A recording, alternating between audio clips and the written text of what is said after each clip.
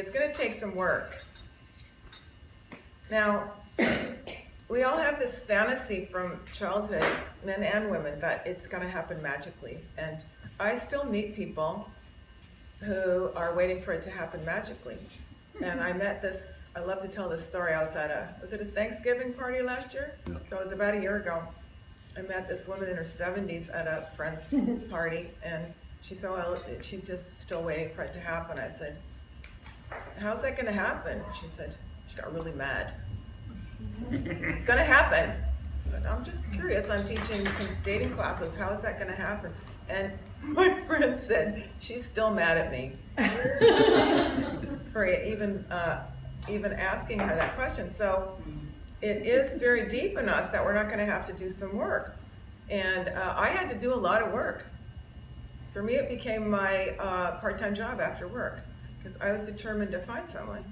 And I would notice that if I hadn't had a coach, if I hadn't been paying somebody, I would have slacked off. It's hard. Dating is hard. Does anybody find dating hard?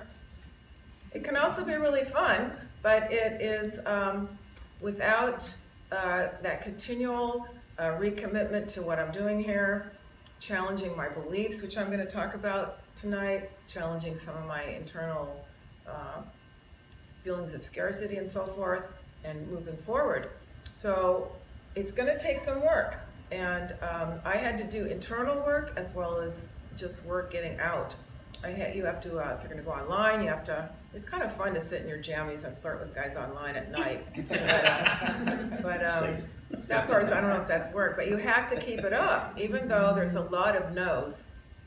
There's a lot of disinterest. It's just a fact. And there's a lot of disinterest in you having to say no to people as well. So it is going to be work. And there has to be a sense of we're going to find someone that work is worth doing. Because there's going to be times it's not going to feel like it's worth doing. Now, maybe it'll happen for you magically. Every once in a while you hear about somebody it happened for. I meet a lot more people who are just sitting and waiting. It happened for me magically after 10 years of hard work. And haven't we been trained since we were little tiny tots that love is going to come as a perfect being? I was. He's going to look like Ken.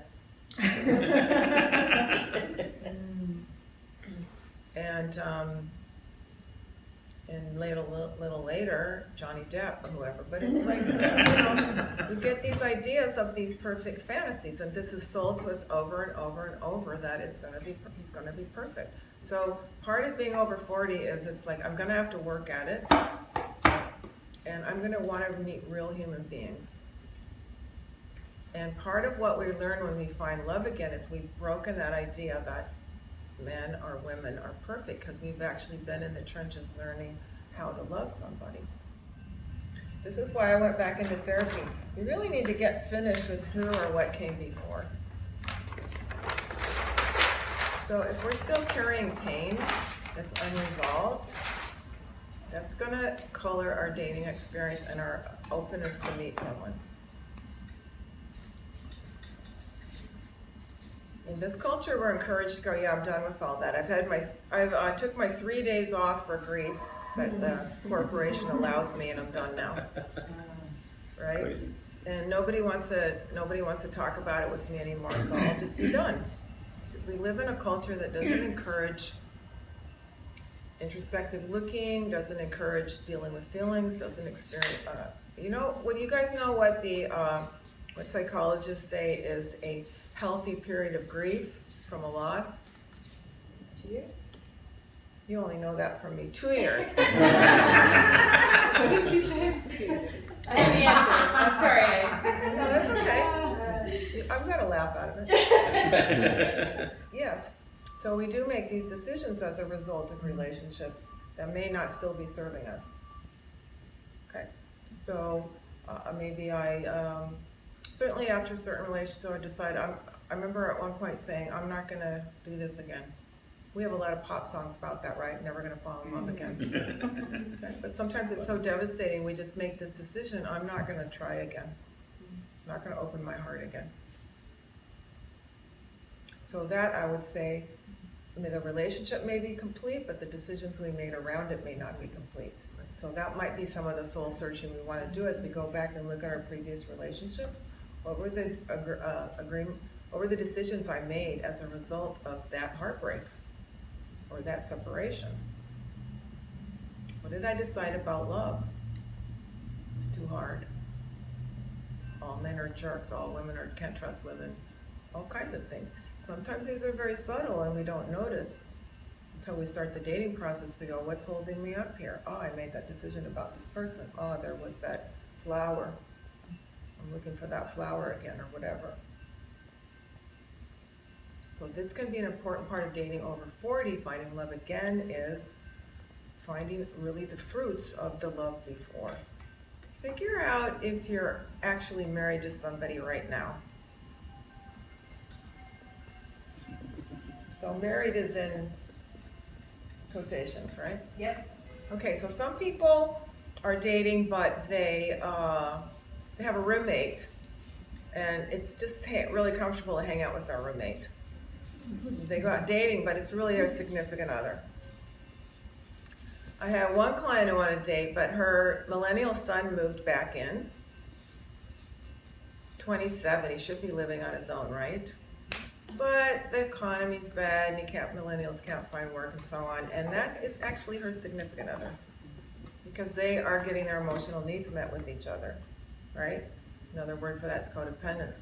Sometimes we have a best platonic friend that we're actually kind of married to. We go on trips together, and sometimes you'll see this a lot with college-age people. A guy and a gal will be best friends, but they don't want to date each other. Oh my God, no. Why not? Because we're just friends. And the vulnerability isn't there that you need to make yourself go out and look. So you have to be a little vulnerable to date. I thought of two other examples. One was the guy who had to get off the phone with me because he called his mother every night. Ding, ding, ding. Who's he married to? His mother. And then there was this other guy I had. It was a third date, and he took me out to a lovely brunch on New Year's Day. Oh, this is progressing nicely.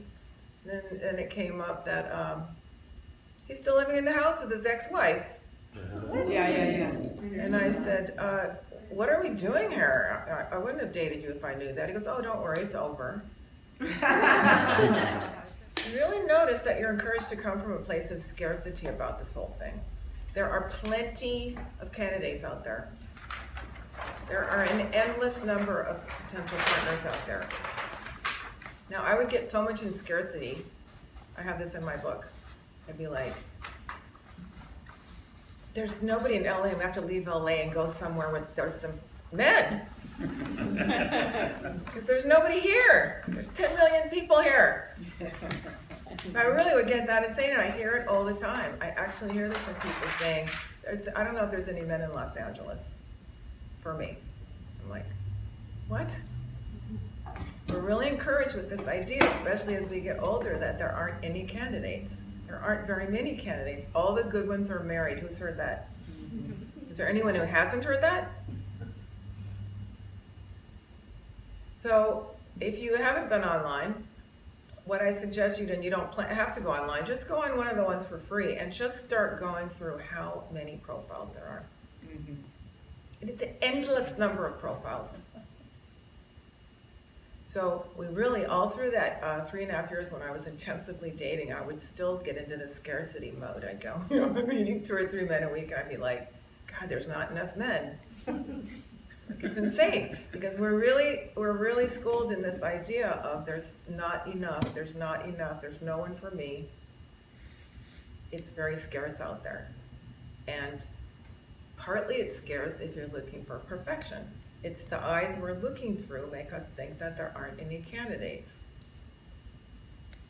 We're taught to look in the wrong way. So the scarcity comes from the way we see, not from the actual fact.